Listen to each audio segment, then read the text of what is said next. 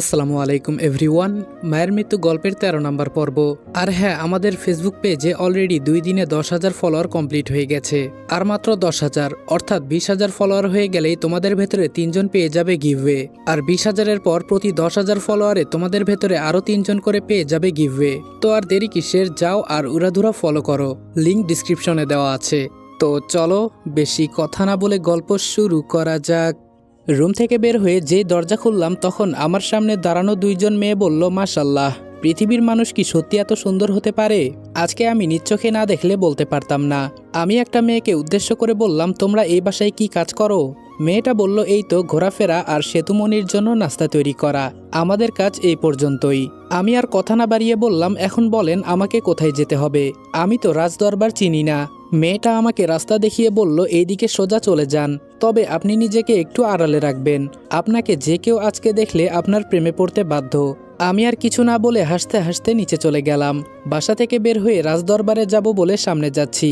কিছুটা পথ অতিক্রম করার পর সামনে বিশাল আকারের একটা রাজপ্রাসাদ পড়ল। বাসার গেটের সামনে ইয়া বড় বড় দানব দাঁড়িয়ে আছে। 2 জনের হাতে ধারালো 2টা তলোয়ার, আর ওদের চোখ দিয়ে মনে হয় আগুন বের হচ্ছে। মনে মনে বললাম, আজকে আমাকে আর রাজদরবারে যেতে হবে না। যদি একবার ওদের হাতে আমি পড়ি না, তাহলে আমি শেষ। তাও প্রাণের মায়া ত্যাগ করে দানবের কাছে গেলাম। একটা দানব আমার দিকে তাকিয়ে বলল, কাকে চাই বাচ্চা ছেলে? আসলে আমাকে বাচ্চা বলারই কথা, কারণ আমার থেকে 3 গুণ উঁচা আর বিশাল দেহ বিশিষ্ট আকারের দানবটা দাঁড়িয়ে আছে। আমি ভয়ে ভয়ে বললাম, জি, আমাকে রাজদরবারে যেতে হবে। দানবটা আমার দিকে একবার ভালো করে তাকিয়ে বলল, তুমি তো আমাদের এখানের কেউ না, হয়তো পৃথিবী থেকে এসেছো, তাই না? আমার এসব জেনেও লাভ নেই। দেখো, আমি এখানকার পাহারাদার, ভেতরে যেতে হলে অনুমতি লাগবে। তা অনুমতি নিয়ে এসেছো তো? কি এক বিপদের মাথা খেয়ে এখানে এসেছি, আর ভালো লাগছে না। এবার আমি হাসি মুখে বললাম, আমার কাছে তো সেই অনুমতি নেই। ভেতরে গিয়ে এখানকার রানীকে বলবেন রনি নামে একটা ছেলে এসেছে, তাকে কি ভেতরে ঢুকতে দিব? তাহলেই হবে, কারণ আমি ওর ফ্রেন্ড। আজকে আমি তোমাদেরকে সবচেয়ে বিশ্বস্ত বুকমেকার ওনেক্স সম্পর্কে বলতে চাই, যেটি পিএসজি এবং সিরিয়ার অফিসিয়াল পার্টনার। এই অ্যাপে আপনি cricket, football, tennis live match দেখতে এবং তাদের স্কোর ভবিষ্যৎবাণী করে সহজেই অর্থ উপার্জন করতে পারবেন। সেই সাথে BMW গাড়ি, আইফোন, ল্যাপটপ এবং আরও অনেক নগদ পুরস্কার জেতারও সুযোগ রয়েছে। এই অ্যাপটিতে আপনি crush crystal, under and over 21 ইত্যাদি গেম খেলে সহজেই আয় করতে পারবেন।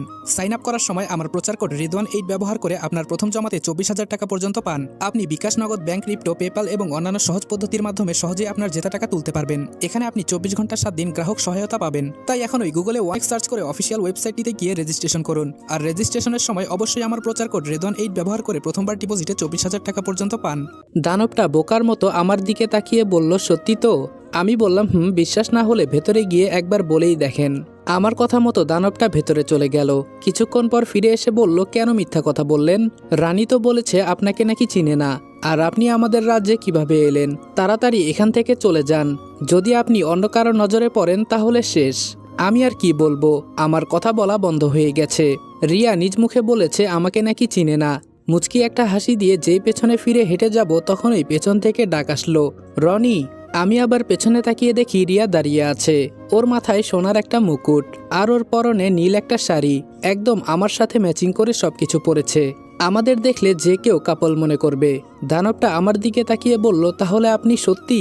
আমি শুধু রিয়াকে বললাম, আমাকে নাকি আপনি চিনেন না? থাক, আর চেনা লাগবে না, আমি চলে যাচ্ছি।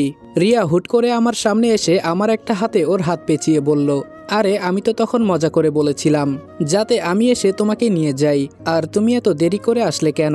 তুমি আসার আগে আমার চাচা আমাকে সব বুঝিয়ে দিয়েছে। তখন আমি বললাম, এই জন্যই তো বলছি আমি চলে যাই, এখানে দাঁড়িয়ে থেকে কি লাভ আছে? রিয়া আমাকে বলল, ভেতরে চলো, তোমাকে সবার সাথে পরিচয় করিয়ে দেই, কারণ তুমি আমার একমাত্র বন্ধু। রিয়া আমার হাত ধরে ভেতরে নিয়ে যাচ্ছে, আর আমি পেছনে পেছনে যাচ্ছি। আমি বললাম, রিয়া একটা কথা বলবো? রিয়া বলল, বলো। আমি বললাম, তুমি শরীরে যে সুগন্ধি ব্যবহার করো না, আমার তো মাঝে মাঝে মন চায় তোমার মাঝে মগ্ন হয়ে যাই। রিয়া বলল, হয়েছে, আর পাম দিতে হবে না, এখন চুপচাপ থাকো, কোনো কথা বলবে না, ঠিক আছে? আমার পাশে গিয়ে দাঁড়িয়ে শুনবে আমি কি বলি। হঠাৎ করে রিয়া দাঁড়িয়ে বলল, আমার জন্য নিজের জীবন দিতে পারবে তো? আমি বললাম, হঠাৎ এই কথা কেন রিয়া? রিয়া বলল, না, আমি শুনেছি ভালোবাসার জন্য মানুষ নাকি সবকিছু করতে পারে, এমনকি মরতেও পারে। তুমি আমার জন্য জীবন দিতে পারবে? আমি শুধু বললাম, তুমি না আমাকে বললে আমি তোমার যোগ্য না, এখন হঠাৎ এই কথা বলছো কেন? রিয়া বলল, কার মন কখন পরিবর্তন হয় এটা বলা যায় না। এখন আমি তোমাকে কি বললাম, আমার জন্য সবকিছু করতে পারবে তো? আমাকে কথা দাও। রিয়ার দিকে মায়াবী দৃষ্টিতে তাকিয়ে বললাম, বিনিময়ে আমার পাশে থাকবে তো তুমি? রিয়া আমার হাতটা জড়িয়ে ধরে বলল, এভাবে তোমাকে ধরে রাখবো। এখন চলো, আর আমার সাথে ম্যাচিং করে তোমার জন্য সবকিছু নিয়ে এসেছি। আমি জানি তোমার নীল কালার খুব পছন্দ। কেমন হয়েছে বলো তো? এবার আমি খুশি হয়ে বললাম, অনেক ভালো হয়েছে। আমি আবার বললাম, রিয়া তুমি ভেবেচিন্তে বলছো তো, নাকি তুমি আমার সাথে মজা করছো? রিয়া আমার চোখের উপর চোখ রেখে বলল, আমি হয়তো তোমাকে মিথ্যে কথা বলতে পারি, কিন্তু আমার চোখের দিকে একবার ভালো করে তাকিয়ে দেখো, তাহলে বুঝতে পারবে। আর আমি তোমার সাথে থেকে তোমার ব্যবহার সবকিছু আমার পছন্দ হয়েছে। বিশেষ করে তুমি যখন আমাকে বাঁচিয়ে নতুন করে জীবন দিয়েছো, তখন থেকেই আমি এই মন তোমাকে দিয়ে দিয়েছি। মনে মনে প্রতিজ্ঞা করেছিলাম, যার জন্য বেঁচে এই পর্যন্ত আসলাম, যদি জীবনে বিয়ে করি তাহলে তাকেই করব, আর কাউকে না। আর আমি জনিকে ডেকে এনে ভালোবাসার কথা এই জন্য বলেছি, যাতে আমি বুঝতে পারি আমার জন্য তোমার মনে কতটুকু ভালোবাসা আছে। তুমি এভাবে আমার দিকে তাকিয়ে কি দেখছো? তোমার কি মনে হয় আমি মিথ্যে কথা বলছি? আমিও বোকা মনে উত্তর দিলাম, আরে না, মিথ্যা বলবে কেন? আমি আগেই জানতাম তুমিও আমাকে ভালোবাসবে, এটা আমার বিশ্বাস ছিল। রিয়া বলল, হয়েছে, এখন আর বেশি কথা বলা যাবে না, আমাদের জন্য সবাই হয়তো অপেক্ষা করছে। আমি রিয়ার সাথে হেঁটে হেঁটে সামনে যাচ্ছি, তবে আমার কেন জানি মনে হচ্ছে রিয়া আমার সাথে মজা করছে। এখানে কোনো না কোনো প্যাচ তো অবশ্যই আছে। রিয়া যখন আমাকে ভালোবাসি কথাটা বলছিল, তখন ওকে দেখে কেমন জানি বিরক্ত বিরক্ত লাগছিল। রিয়ার সাথে কিছু দূর ভেতরে যেতেই সামনে এত সুন্দর করে সবকিছু সাজানো গোছানো, দেখে মনে হচ্ছে এখানে যা কিছু মালামাল আছে সব কয়টা সোনার তৈরি, শুধু জিন আর পরীগুলো ছাড়া। রিয়ার সাথে আমি ভেতরে প্রবেশ করার পর সবাই একসাথে দাঁড়িয়ে গেল। এখানে বিশাল বড় বড় জিনরা বসে আছে, মানে এক এক সাইডে এক একজন। এক লাইনে জিন, অন্য লাইনে দানব, আবার আরেক লাইনে পরীরা আছে। তবে এখানে আরও অনেকেই আছে, যেগুলো মানুষ নাকি জিন পরী কিছুই বোঝা যাচ্ছে না, দেখতে একদম বিশ্রী। এসব দেখে আমার কি, আমি শুধু রিয়ার পেছনে পেছনে যাচ্ছি, আর সবাই মুগ্ধ হয়ে আমার আর রিয়াকে দেখছে। সবাই হয়তো ভাবছে রিয়ার সাথে আমার কিছু একটা আছে, কারণ যে কেউ আমাদেরকে দেখলে স্বামী স্ত্রী বলবে। আর আজকে আমাকে যা লাগছে না, আয়নাতে নিজেকে দেখে নিজেই ক্রাশ খেয়ে ফেলেছিলাম। রিয়া গিয়ে সবচেয়ে উঁচু একটা সোনার তৈরি চেয়ারে বসলো। এটাই হয়তো এখানকার রাজাদের চেয়ার। আমার পাশে সেতু আর ওর বাবা মা দাঁড়িয়ে আছে। সেতু আমার কাছে এসে আস্তে করে বলল, এই তোমার আপুর সাথে এত কি? আর আপুর সাথে ম্যাচিং করে সবকিছু পরেছো কেন? আমি আস্তে করে উত্তর দিলাম, আমি এসব পরেছি, তুমি তো এনে দিলে আমাকে এসব, এজন্যই তো আমি পড়লাম। সেতু মাথায় হাত দিয়ে বলল, তার মানে এই সব কিছু আপুর কাজ। বুঝলাম না আপু কি করতে চাইছে, আর তুমি এখন এখানে আসলে কেন? আপুকে তো সব দায়িত্ব এবং সবকিছু বাবা বুঝিয়ে দিয়েছে, এখন তো এই সভা এখানেই শেষ ঘোষণা করা হবে। হঠাৎ করে রিয়া সবাইকে চুপ করতে বলল, তোমরা সবাই তো জানো আমি এখানকার রানী, এবং আজকে থেকে আমার অনুমতি ছাড়া এখানে কিছু হবে না। সবাই এক বাক্যে বলল, হুম। রিয়া আবার বলল, অনেকদিন আগে আমি এখান থেকে নিখোঁজ হয়েছিলাম।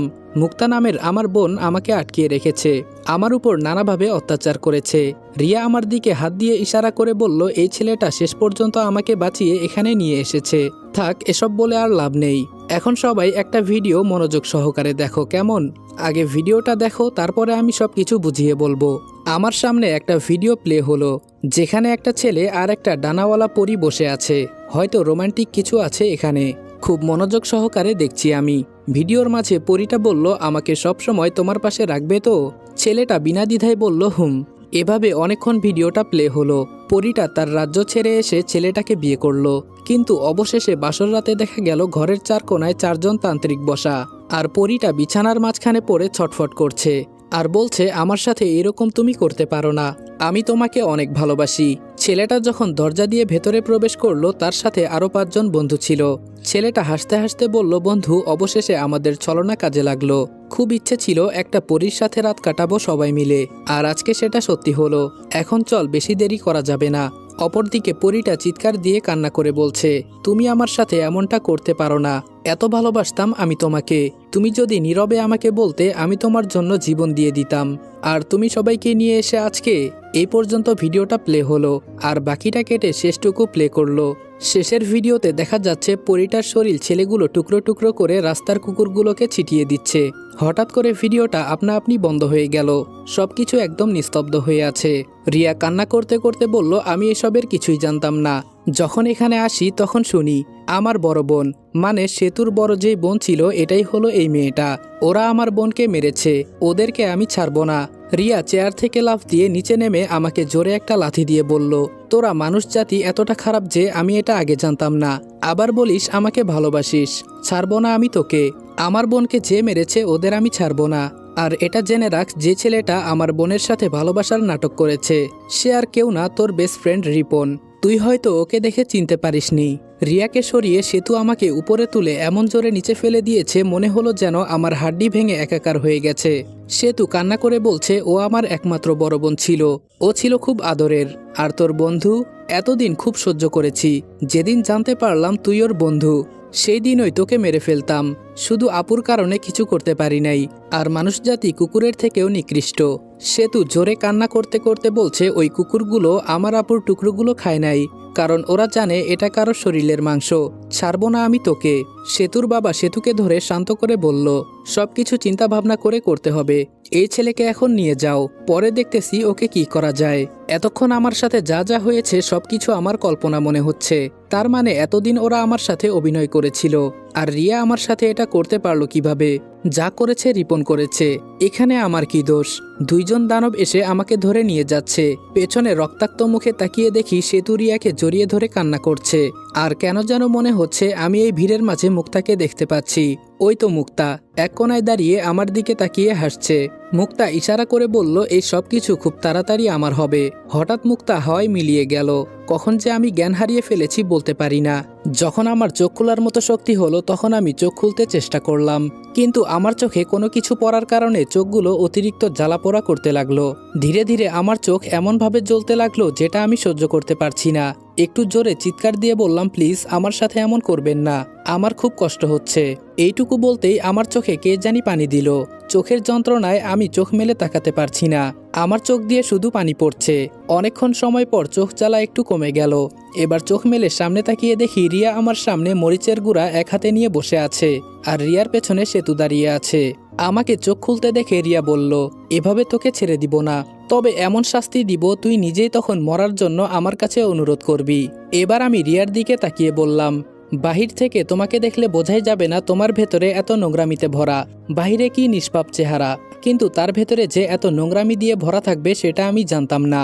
রিয়া আমার গালে ঠাস ঠাস করে দুইটা চড় দিয়ে বলল, ওরা আমার বোনকে একা পেয়ে ধর্ষণ করে মেরে ফেলেছে। যার বন্ধু আমার বোনের সাথে এমন করেছে, তোর কি মনে হয় তাকে আমি ছেড়ে দিব?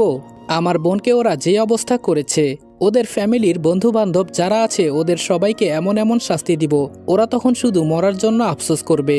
রিয়ার কথা শুনে আমি কিছুক্ষণ চুপচাপ থেকে বললাম, আমাকে একটু পানি দিবে, খুব পিপাসা পেয়েছে।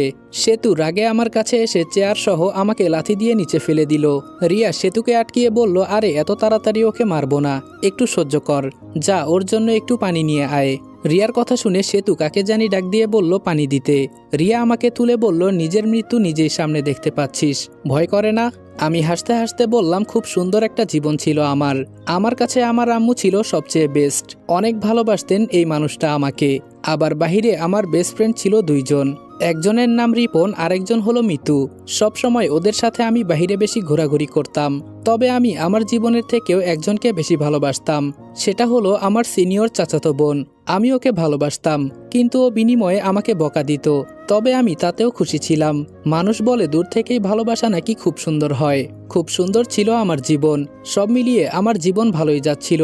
কিন্তু কে জানতো আমার চাচাতো বোন আমার সৎ বাবার সাথে পরকীয়া প্রেমে জড়িয়ে পড়বে। একটা মানুষের মেধাশক্তি কখন কাজ করে না জানেন? যখন সে দেখে তার ভালোবাসার মানুষ অন্য কারোর সাথে শুয়ে আছে। ওরা আমাকে রুমে বেঁধে নষ্টামি করেছে। আমার আম্মু এসে এসব দেখেছে বলে ওরা আমার আম্মুকে মেরে ফেলেছে। অবশেষে আমাকে আমার নিজের আম্মুকে খুনের অপবাদে জেলে ঢুকিয়েছে।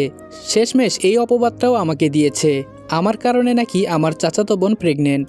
ফাঁসির আদেশ থেকে বাঁচার জন্য চাকর হলাম, আর সেখান থেকে একজনকে নিজের জীবনের ঝুঁকি নিয়ে মুক্ত করলাম। এবার হাসতে হাসতে কান্না করে দিয়ে বললাম, শেষ পর্যন্ত আমি কি পেয়েছি? বিনা কারণে সাজা। আমার সাথে কেন এমন হয় বলতে পারবে রিয়া? তুমি তো তোমার বোনকে আমার বন্ধু ধর্ষণ করে মেরে ফেলেছে এইটা দেখেছো, আর আমি আমার মাকে নিজ চোখে খুন হতে দেখেছিলাম, কিন্তু আমার হাত পা চোখ বাঁধা ছিল, কিছুই করতে পারি নাই আমি। এখন তোমাদের যেরকম লাগছিল তখন আমারও ঠিক তেমনই লেগেছিল, কিন্তু আমি কিছুই করতে পারি নাই। বিনা কারণে শুধু শাস্তি পেয়ে গেলাম। তবে একটা কথা কি জানো রিয়া, আমি তোমাকে কখন যে মন থেকে ভালোবেসে ফেলেছি বলতেও পারি না। হঠাৎ করে সেতুর বাবা চাবুক হাতে নিয়ে রুমে ঢুকে আমার শরীরে জোরে আঘাত করে বলল, আমার এক মেয়েকে মেরে তোদের শান্তি হয় নাই, এখন আমাদের আরেকটা মেয়েকে মারতে চাস? তোর সাহস তো কম নয়। এসব বলছে আর ইচ্ছে মতো আমাকে চাবুক দিয়ে আঘাত করছে। আমি শুধু চোখ বন্ধ করে সহ্য করছি, কিছু বলতে পারছি না। এক একটা আঘাতে মনে হচ্ছে যেন আমার দেহ থেকে প্রাণ বেরিয়ে যাবে। শরীর ফেটে রক্ত পড়ছে। সেতু আর রিয়া দূর থেকে দাঁড়িয়ে দাঁড়িয়ে দেখছে। সেতুর বাবা হঠাৎ করে আমাকে মারা বন্ধ করলো। রিয়ার হাত থেকে মরিচের গুঁড়াগুলা নিয়ে আমার শরীরে ছিটিয়ে দিয়ে বলল, মৃত্যুর যন্ত্রণা কাকে বলে এখন বুঝতে পারবি। আমি আর যন্ত্রণা সহ্য করতে না পেরে চোখ বন্ধ করার আগেই রিয়ার দিকে একবার তাকিয়ে চোখের পানি ছেড়ে বললাম, আমি যে তোমার কি ছিলাম একদিন বুঝবে, আর নীরবে তখন আমাকে খুঁজবে। চোখ বন্ধ করে শুধু কোনো রকম যন্ত্রণা সহ্য করছি। আমার চোখ থেকে অঝরে পানি পড়ছে। সেতুর বাবা জোরে আওয়াজ করে বলল, ওর জন্য যেন কারো মায়া না হয়। একটা কথা মনে রাখবে, এদের মতো মানুষরা খুব খারাপ হয়। এদের তুমি যতই ভালো ভাবো না কেন, এর থেকেও বেশি খারাপ। সেতু, ওর উপর নজর রাখিস। যে মুক্তার মায়াজাল ভেঙে পালিয়ে চলে এসেছে, সে চাইলে এখান থেকেও পালিয়ে যেতে পারবে। সেতুর বাবা হয়তো চলে গেছে। এইদিকে আমার এতটা পরিমাণে কষ্ট হচ্ছে। আমার মনে হচ্ছে আজকে যদি আমার সত্যিই মৃত্যু হতো তাও এতটা কষ্ট হতো না। হঠাৎ শরীরে পানি পড়তে দেখে চোখ খুললাম। চোখ খুলে তাকিয়ে দেখি রিয়া আমার শরীরে পানি দিচ্ছে। আমি শুধু চুপচাপ বসে আছি। আমি বললাম, একটা কথা জানো রিয়া, মানুষ সবাই খারাপ হয় না। আর রিপন আমার বন্ধু ঠিকই, কিন্তু ও মিতুকে গোপনে বিয়ে করেছে, আমাকে বলে নাই পর্যন্ত। আমি ওদের বন্ধু ভাবলেও ওরা আমাকে বন্ধু ভাবে না। আমি মেয়েদের খুব সম্মান করি। বিশ্বাস করো, আমি যদি তখন ওখানে থাকতাম, আমি নিজ হাতে ওদের কুবিয়ে মারতাম। বিনা কারণে আমাকে এখন যেভাবে শাস্তি দিচ্ছ না, একদিন সবকিছু হারে হারে টের পাবে। রিয়া কোনো কথা বলল না, চুপচাপ আমার শরীরে কিছুক্ষণ পানি দিয়ে বলল, তোমার বন্ধুরা আমার বোনকে মেরেছে, সেখানে তুমি বাঁচবে এটা কখনো আশা করিও না। রিয়া দরজার কাছে গিয়ে আমার দিকে একবার তাকিয়ে চোখে হালকা জল এনে বলল, মৃত গাছে ফুল ফুটিয়ে সেটা আবার ছিঁড়ে ফেললে। তোমার উপর আমার এখন কেমন যেন একটা রাগ আর ঘৃণা জন্মে গেছে। যে ছেলের বন্ধু আমার বোনকে ধর্ষণ করেছে, হতেও তো পারে সে কোনো একদিন আমার সাথে এমন করবে। এক বন্ধু সিগারেট খেলে আরেকজনকে রেখে তো অন্য কিছু খেতে পারে না, দিয়ে তো খাবে। ঠিক বললাম তো? এবার আমি রাগ দেখিয়ে বললাম, তোমার মন যাকে চায় তাকে গালি দাও, কিন্তু এর ভেতরে আমাকে জড়াবে না। আর তোমাকে ভালোবাসি দেখে এই কথা বলতে পারলে? এত যে রূপের অহংকার করছো, এই রূপ একদিন থাকবে তো? রিয়া বলল, আমার কি থাকবে না থাকবে তাতে তোর কি? আমার বিষয় আমি দেখে নিব। আর লোভী কোথাকার যেদিন শুনেছে আমি এখানকার রানী হব, সেদিন থেকে নাকি আমাকে ভালোবাসে। তুই এত নাটক কিভাবে করিস? আগে নিজের যোগ্যতা দেখ। তোকে যে আমি কিভাবে মারবো তা বলতেও পারি না। এই কথা বলে রিয়া চলে গেল। আমাকে এখানে এনে শাস্তি দিচ্ছে, তাতে আমার কোনো আফসোস নেই। কিন্তু রিয়ার বলা প্রতিটা কথা আমার কাছে বিষের মতো মনে হলো। ওই যে কথায় আছে না, কখনো কারো ভালো করতে নেই। যার জন্য এত কিছু করলাম, সে আজকে আমাকে বলে আমি নাকি তার যোগ্য না। যা, তোর ভালোবাসা আমার দরকার নেই। আমি দেখে নিব তুই কোন ধরনের রাজকুমার বিয়ে করিস। আচ্ছা, এসব কথা এখন বাদ দেই। আমার মাথায় একটা জিনিস ঢুকছে না, রিপন জানতো মেয়েটা একজন পরী, এরপরেও ও বন্ধুদের নিয়ে মেয়েটাকে ধর্ষণ করলো কেন? ও তো মেয়েদেরকে খুব সম্মান করে। আচ্ছা, রিপন মুখে প্লাস্টিক সার্জারি করিয়েছে কেন? কোনো কাহিনী ছাড়া তো এমন করবে না। আবার মিতুকেও বিয়ে করেছে, কিছুই তো বুঝতে পারছি না। আজকে রিপনের জন্য আমার সাথে এমন হচ্ছে। হালার পোহালা একবার শুধু এখান থেকে মুক্ত হই, দেখে নিব একটা একটা করে সবাইকে। আর কাউকে আমার লাইফে লাগবে না, আমি একাই যথেষ্ট। আর কারো মায়ায় জড়াবো না। হঠাৎ করে কেউ বলে উঠল, কি খবর মিস্টার রনি, কেমন যাচ্ছে তোমার দিনকাল? কাপা কাপা কণ্ঠে বললাম, মুক্তা। মুক্তা হাসি দিয়ে রুমে ঢুকে বলল, তোকে দেখে আমার খুব মায়া লাগছে রে। বিনা কারণে সবাই তোকে অত্যাচার করছে। আজকে যদি আমার কথা মেনে আমার কাছে থাকতি, তাহলে আর এমন হতো না। একমাত্র তুই সেই বুদ্ধিমান ছেলে যে কিনা আমার মায়াজাল ভেঙে পালিয়ে চলে এসেছে। ভবিষ্যতে আমি তোকে নোবেল দিয়ে দিব। আমি বললাম, মুক্তা তোমার কি চাই এখানে? মুক্তা আমার সামনে বসে বলল, চিন্তা করিস না, আমি তোকে খুব তাড়াতাড়ি এখান থেকে মুক্ত করব, কারণ খুব তাড়াতাড়ি আমি এখানকার রানী হব। আমি বললাম, সেটা বসে বসে শুধু স্বপ্ন দেখ, রিয়ার শক্তির সাথে তুমি কখনো পারবে না। আর মুক্তা বলল, যে পর্যন্ত বললি সে পর্যন্তই থাক। তুই হয়তো জানিস না এই মুক্তা কি জিনিস। আমি এখানকার সবকিছু তছনছ করে দিব, আর আমি নতুন করে আরেকটা জগৎ গঠন করব। সেখানে রিয়া থাকবে আমার একমাত্র চাকর, আর তুই থাকবি আমার হাজবেন্ড। আমি বললাম, তুই আমার আম্মুকে, আমার চাচাতো বোন আর সৎ বাবাকে দিয়ে খুন করিয়েছিস। আমি তোকে কখনোই ক্ষমা করব না। আবার বলিস হাজবেন্ড? মুক্তা আমার ক্ষত জায়গায় হাত দিয়ে জোরে একটা টান দিয়ে বলল, আমার সাথে লাগতে আসবি না, জ্বলে পুড়ে ছাই হয়ে যাবি। ওরা তো তোকে সামান্য শাস্তি দিয়েছে, আমি তোকে যে কি করব এর কোনো হিসাব নেই। তুই আমার সাজানো গোছানো একটা রাজ্য ধ্বংস করে দিয়েছিস। তোকে তো আমি এত সহজে ছাড়বো না। আমি ব্যথায় একটু চিৎকার দিয়ে বললাম, কসম করে বলছি আমি এখান থেকে যদি কোনো একদিন ছাড়া পাই সব কয়টাকে আমি দেখে নিব। মুক্তা আমার চুল ধরে আমার ঠোঁটে ঠোঁট ডুবিয়ে দিল। কিছুক্ষণ পর ছেড়ে দিয়ে বলল, আবার তোর সাথে খুব তাড়াতাড়ি দেখা হবে, আর আমি খুব তাড়াতাড়ি এখানকার রানী হব, কেউ আমাকে আটকাতে পারবে না। একটা বিষয় মাথায় রাখ, যেখানে হাজার হাজার দানব জিনেরা মিলে আমাকে খুঁজে বের করতে পারে নাই, যেখানে আমি সবার সামনে দিয়ে পালিয়ে আসলাম কেউ বলতেও পারে নাই, সেখানে আমি কি কি করতে পারি তুই তো জানিস না। হয়তো এখন তোর অনুমান হয়ে গেছে। কে ওখানে? সামনে থেকে সেতু এই কথা বলতেই মুক্তা চোখের পলক পড়ার আগেই অদৃশ্য হয়ে গেল। সেতু রেগে আমার কাছে এসে বলল, এখানে কে ছিল? আমি বললাম, আমি এখানে কাউকে দেখতে পারছি না, এখানে আবার কে থাকবে? এটা বলতেই সেতু আমাকে লাঠি দিয়ে নিচে ফেলে লাঠি দিয়ে ইচ্ছামতো মারতে লাগলো। সেতু বলল, আমার সাথে মিথ্যা বলিস, আজকে তোকে আমি মেরে ফেলবো, তোর আজকে শেষ দিন। এই বলে মুক্তা লাঠি নিচে রেখে মুখ দিয়ে উল্টাপাল্টা মন্ত্র পড়তে লাগলো। আর এইদিকে আমার অবস্থা খারাপ হয়ে যাচ্ছে, এক প্রকার যেন আমার শ্বাস প্রশ্বাস বন্ধ হয়ে যাবে অবস্থা। মনে হয় আমি কিছুক্ষণের ভেতরে দম বন্ধ হয়ে মারা যাব। এখন দুইজনের চেহারাটা আমার সামনে দৃশ্যমান হচ্ছে।